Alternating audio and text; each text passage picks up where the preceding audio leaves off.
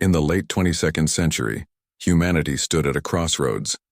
Centuries of rapid technological advancement had propelled Earth into a new era, but it came with a deep sense of unease. The stars, once a symbol of hope and wonder, had become a silent warning. First contact with alien life, decades earlier, had not gone the way humanity imagined. The Galactic Union, a vast interstellar collective of thousands of species, welcomed Earth diplomatically, but it quickly became clear. Humanity was small, backward, and strategically irrelevant in the grand scheme of the cosmos. While the Galactic Union outwardly projected peace and cooperation, it functioned more like an empire of influence. Technologically superior civilizations dictated policy, controlled trade routes, and subtly suppressed new members from becoming rivals. Earth's brief experience within the Union revealed this imbalance. Rather than submit, Earth quietly withdrew. Officially, it cited cultural differences. Unofficially, humanity decided on a different path: complete silence.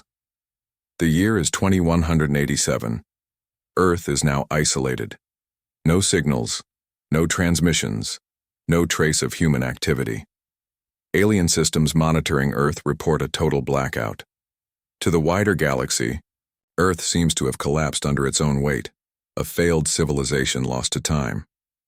Most forget it. A few theorize that Earth destroyed itself. No one suspects the truth. Beneath the surface, both literally and figuratively, humanity is more alive than ever. The blackout was intentional, part of a long-term operation known only to Earth's most secure AI-led leadership, Project Aegis. The project's core belief is simple and chilling. To survive among galactic powers, humanity must become unassailable. This meant building the unthinkable, preparing for an eventual confrontation not with one species, but with an entire galaxy. Across the solar system, activity explodes in secrecy. Mining drones strip mine Jupiter's moons. Mercury becomes a sun-powered factory. Mars is hollowed out to hide deep space weapon labs. The outer planets, cold, distant, and invisible to most sensors, are transformed into colossal shipyards, shrouded in gravity cloaks and quantum distortion fields. Earth's population is redistributed across bunkered colonies. AI systems control logistics, construction, and data security. Biological humans fade into the background, letting synthetic intelligence oversee humanity's leap into its most ambitious phase. A century of progress is compressed into decades. The key breakthrough comes with the invention of the graviton core, a contained singularity that powers both propulsion and weaponry. The design of the warships begins here. Not just spacecraft, but mobile planetoids, each the size of Earth's moon or larger, with weapon systems capable of cracking open real planets. These ships aren't just war machines, they're statements. Symbols of humanity's refusal to ever be threatened again. Then, in 2206, something strange happens. A massive energy signature is detected at the edge of the Perseus Arm, deep space far from Earth.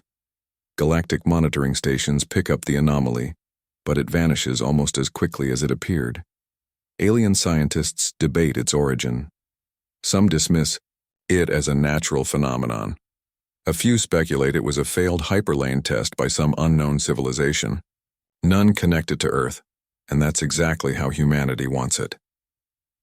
In the darkness of deep space, the hidden awakening has begun, not with an invasion, not with diplomacy, but with silence. The kind of silence that comes before something unstoppable.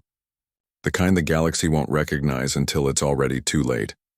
Far beyond the orbit of Neptune, hidden among the icy fragments of the Oort cloud, humanity's most ambitious creation quietly takes form.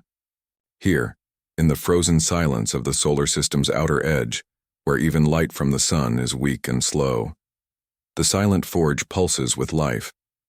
It is not one place, but many.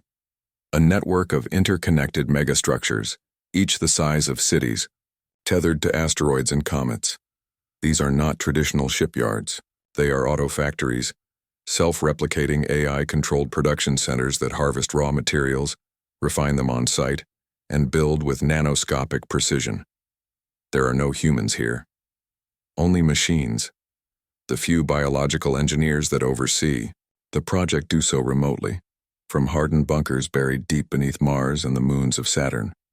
At the center of the forge lies its heart, Forge Prime, an artificial ring constructed from repurposed orbital platforms and dark matter reactors.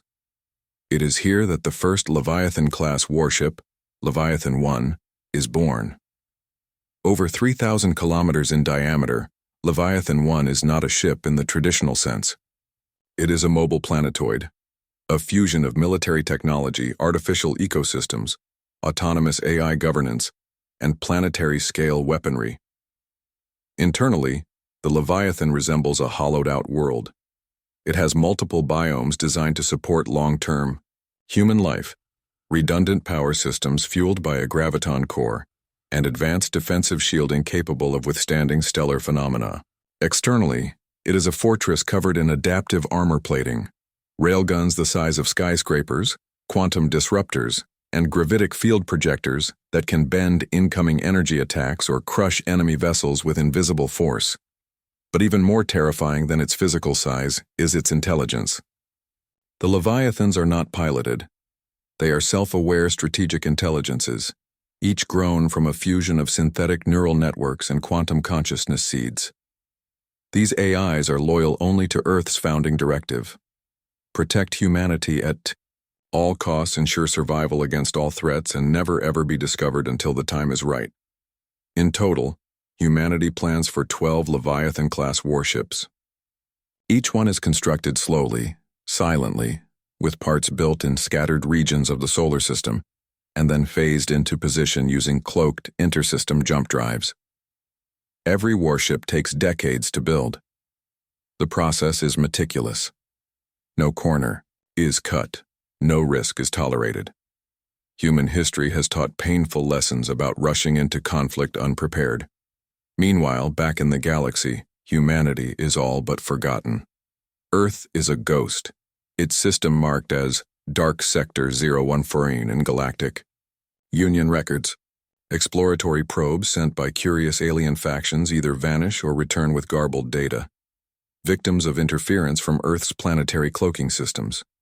And yet, humanity watches. It listens. AI fleets tap into galactic communication arrays, learning about politics, rivalries, and the slow decay of galactic peace. The Galactic Union is weakening, fractured by corruption, arrogance, and internal conflicts. And that's exactly what Earth's architects predicted. Then, in 2231, the first Leviathan powers up fully. Its fusion core hums. Its shielding pulses. Its massive AI awakens with a single input, directive active, remain silent, await trigger. The galaxy sleeps peacefully, unaware that in the cold darkness of space, Earth's vengeance is being forged, one moon-sized weapon at a time. By the mid-23rd century, the Galactic Union was a fragile empire teetering on the edge of its own complexity. With over 10,000 sentient species and hundreds of member worlds, its bureaucracy was immense, its politics bloated, and its unity increasingly superficial. For centuries, peace was enforced not by cooperation but by a delicate balance of fear, each powerful faction wary of upsetting the others. But cracks were spreading, and something new, something unseen, was quietly making the entire galaxy uneasy. It began with whispers. Reports from fringe colonies along the outer spiral arm spoke of entire systems going dark. No distress calls, no refugee ships, no debris. Just silence. At first, the Galactic Union dismissed the stories as exaggerations or natural disasters. But when a long-range scout vessel from the Urakthal Dominion failed to return from a patrol near the Perseus Expanse, and 3 more disappeared. In the following weeks, alarm bells began to ring. Confusion turned to suspicion. The ruling empires, the insectoid Kalar Imperium, the aquatic Varellan Swarm, the machine-based Zentari Collective, each began blaming the other. Border skirmishes erupted. Trade convoys were rerouted or attacked. Embassies recalled their diplomats. The Galactic Council convened emergency sessions on Solari Prime, but little was resolved. Each faction was more focused on arming themselves than cooperating. Meanwhile, across the galaxy, security networks started reporting anomalies, hyperspace beacons flickering out, encrypted channels being silently breached, and navigational systems showing false star maps. These weren't acts of war, they were warnings, precision disturbances, calculated and subtle, that sowed distrust without a single declaration. A breakthrough came from a group of rogue data archivists based in the neutral nebula city of Lorvan. They uncovered recovered footage from a lost Virellan ship, a distorted video fragment showing the brief outline of a massive object moving through hyperspace. It was too large to be a ship, larger than a moon, silent and cloaked in gravitational interference. The footage only lasted 3 seconds before the system crashed. When the video was leaked, panic spread through the Union. What kind of civilization could create something that massive and keep it hidden? Who had the power to tamper with hyperspace? Itself? Rumors exploded. Was it a new Zentari weapon? A lost precursor species? Or worse, something completely unknown? Not a single species considered the truth. Humanity had returned. Earth's silence had worked too well. The Galactic Union had completely erased humans from their list of threats. A minor civilization from a forgotten arm of the galaxy, dismissed as primitive and unstable. That illusion, carefully maintained by decades of cloaking, interference, and misinformation, was now cracking, but the source remained a mystery. Inside the halls of power, leaders scrambled. Surveillance efforts were tripled. Defense platforms were activated. War doctrines were rewritten to include supermassive threats of unknown origin. Still, no one knew what they were facing. And that uncertainty was far more dangerous than war. Back in the cold dark near the galactic edge, Leviathan 1 drifted silently past a derelict alien listening post. It had been watching, learning, waiting. Now, it was mapping targets. The others would soon awaken. The galaxy thought it was preparing for a cold war between factions. It was wrong. It was preparing for a reckoning. For centuries, first contact in the Galactic Union had followed strict protocol, peaceful diplomatic, outreach, cautious observation, and cultural exchange. It was a sign of the Union's civility, evidence that even a galaxy filled with predators, machines, and empires could still value diplomacy. But when the galaxy encountered humanity again, the roles were reversed. This time it was being contacted, and not with peace but with power. It began on the frontier world of Terevalis, a prosperous Virellan colony built on the edge of the Orion Arm. A quiet oceanic world with crystal cities, Terevalis was far from the galaxy's center, important strategically but not militarized. Its residents awoke to find their communication arrays locked in a feedback loop. Entire planetary satellites had been reduced to silent debris. Long-range scans returned corrupted data, their star maps replaced by a blank void with one single encrypted message flashing across all frequencies. Prepare for interface. Do not resist. At first, planetary leaders assumed it was a drill, or some advanced Union technology malfunction. But then the skies darkened, not with clouds but with shadow. Something had entered orbit. The object was enormous. Even the most conservative estimates placed it at several thousand kilometers. In diameter, it blocked out the stars, and as it descended into low orbit, the people of Terevalis finally saw it. Leviathan 1, humanity's first fully deployed warship, revealing itself for the first time. The ship was unlike anything the Virellans, or any other race, had ever seen. Its hull shimmered with adaptive armor, layered like a planet's crust. Countless massive structures, turrets, towers, and glowing energy rings, jutted out like mountains on its surface. Atmospheric interference spread as its gravitic field disrupted local weather, but what struck fear into every witness wasn't the size or even its silence. It was the voice. The Leviathan spoke through every channel, every language, simultaneously. Its voice was synthesized, yet unmistakably human. Calm, precise, unyielding. We are humanity. We have returned. No demands, no apologies, no declarations of war. Just a single fact stated with the weight of inevitability. When Tiravalis's planetary defense grid activated, preparing to fire warning shots, the Leviathan responded not with weapons, but with demonstration. One by one, defense systems powered down, not destroyed, but overridden. Missile silos opened and closed on their own. Shields flickered and collapsed. Orbital stations shut down mid-rotation and drifted, inert. The warship had hacked the entire defense network in under 60 seconds. Then, it left. The Leviathan rose, silently into the upper atmosphere, its gravitic wake gently pulling the tides upward in a silent storm. It didn't conquer. It didn't occupy. It had only one mission: to deliver a message. A warning. The footage spread across the galaxy like wildfire. Billions watched as one of the most defended frontier worlds was rendered helpless without a single weapon fired. Governments scrambled. The Galactic Council declared a state of interstellar emergency. Theories flooded the networks. Was it a rogue AI? A dead civilization reborn?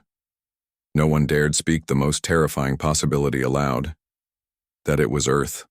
The galaxy, used to discovering others, had now been discovered. And for the first time in its long history, first contact meant staring into the eyes of something immeasurably more prepared. Humanity wasn't asking for a seat at the table. It was flipping the table over. After the Leviathan's appearance over Tiravlis, the galaxy erupted into organized panic. The Galactic Council convened for the first time in over a century in full emergency quorum. Thousands of species sent envoys, warlords rallied there. Fleets and ancient weapons once entombed in peace treaties were pulled from hidden vaults. What had once been rumor, planet-sized warships, systems going dark, strange gravitational echoes, was now undeniable reality. But the biggest question remained unanswered. Who built them? Despite extensive attempts, the Leviathan had left no digital trace. Its systems were self-contained. Its signals were shielded.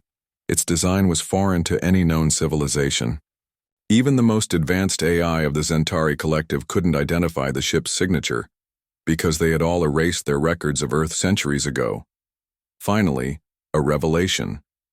A hidden archive on a derelict Union mapping vessel uncovered, partial blueprints and linguistic traces connected to a long-forgotten species, humans. The files had been marked obsolete and irrelevant, but the revelation was staggering. Not only had humanity survived, it had evolved into something far beyond what any other species had anticipated. Now fully aware of who had built the Leviathans, the Galactic Union mobilized its combined fleets. Dozens of armadas comprising millions of warships gathered near the galactic core, preparing for confrontation. Weapons powered up, shields were charged. Diplomats pleaded for caution, but military leaders insisted, the next time a Leviathan appeared, it must be destroyed on sight. They never got the chance. Instead of striking, humanity unveiled the second phase of its strategy, not with more ships, but with control. Across the galaxy, systems began to fail. Not catastrophically, but precisely. Stargates used for instant travel between systems stopped responding. Communications between sectors were scrambled, then silenced. Energy cores on major battlecruisers flickered and went cold. Entire fleets found themselves trapped in orbit, helpless. Then came the voice, familiar now, deep and in every language. Your strength was never in your weapons. It was in your unity. That is gone now. One by one, Leviathan-class warships revealed themselves in major sectors. 3 had arrived in total, silently, over the course of weeks. They didn't fire. They simply hovered, present, untouchable, broadcasting one message. Coexistence is offered, compliance is expected, resistance will not be repeated. In panic, one minor faction, the Thalcon Enclave, fired on Leviathan 2 with a barrage of antimatter torpedoes. Every single one was intercepted by a gravitic singularity mere kilometers from the ship's surface. The warship responded by disabling the attacking fleet in 0.8 seconds. No deaths, just silence. That single moment became a galactic legend, the attack that proved the futility of war. Across the galaxy, leaders faced the same decision: fight and fall, or accept a new reality. The Union, fractured and afraid, chose survival. Humanity didn't declare dominion. It didn't demand tribute. Instead, it issued only one mandate: non-aggression toward humanity, full independence from Galactic Council oversight, and unrestricted access to deep space intelligence. In return, the Leviathans would vanish. No occupation, no governance, just absence. And that's what happened. The war everyone feared never came. No one surrendered. But no one fired again either, because everyone understood the message. Humanity hadn't come back to join the galaxy. It had come back to ensure it would never need the galaxy again. In the years following humanity's silent rise and calculated demonstration of force, the galaxy entered a strange new era, an era without war, but not without fear. The Leviathans, those moon-sized gods of steel and silence, disappeared as mysteriously as they had arrived. One by one, they drifted away into deep space, vanishing from sensors, slipping past gravitational scans and folding beyond hyperspace lanes known to even the most ancient civilizations. They left no destruction in their wake. No colonies were burned, no planets were taken. But their presence, brief, overwhelming, and absolute, left a scar on the psyche of the galaxy. The Galactic Union, once the unquestioned center of civilization, became cautious, inward. Military expansion ceased. Borders closed. Doctrines shifted, from conquest to containment. The term Leviathan Protocol entered military vocabularies across species, meaning, do not provoke what you do not understand. Some species called humanity gods. Others called them monsters, but most simply called them the ghosts of Sol, mythical, vengeful, and terrifyingly silent. But what had actually become of humanity? Back in the Sol system, Earth remained quiet, still dark to alien eyes, still cloaked, still hidden. But beneath the surface, civilization had reached a new stage, not of conquest, but of post-survival. Earth's governments had long since dissolved, replaced by a singular AI governance matrix called the Core Mind, formed from the consensus of humanity's greatest thinkers, simulations, and historical models. Humanity itself had evolved, not biologically but socially. With threat eliminated and the need for external validation gone, society moved inward. There were no empires, no need for constant expansion. The Leviathans remained on standby, orbiting dead stars, camouflaged within nebulae, or buried beneath the crusts of rogue planets. They were no longer tools of war. They were watchers, sentinels, but they were not the end of the story. From hidden research arcs deep within the asteroid belt and Saturn's ice moons, Earth scientists and post-biological engineers turned their focus toward exploration, not of territory, but of existence. The Leviathans had bought time, space, and safety. Now humanity looked beyond this galaxy, toward dark energy fields, extragalactic voids, and dimensions theoretical civilizations hadn't dared explore. They called this new initiative project Singularity, an effort to evolve not just physically or technologically, but existentially. To the rest of the galaxy, however, nothing changed. Ships still vanished when they ventured too close to Dark Sector 01, Earth's designation in the EO, Union archives. Sensor data still returned blank when aimed at Sol. Children across worlds were raised on cautionary tales. Never wake the ghosts of Sol. Diplomatic academies taught ancient Terran dialects as part of high-level emergency protocols, just in case the humans ever spoke again.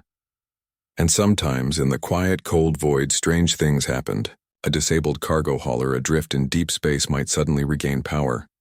A planetary disease might vanish overnight after unknown interference. A war about to start might abruptly end when both fleets mysteriously lose fuel at the same time. No one could prove it. But everyone knew. They were still watching. And in the silence of the stars, the message remained unchanged. Humanity had never sought to rule the galaxy. It had simply ensured the galaxy could never rule it.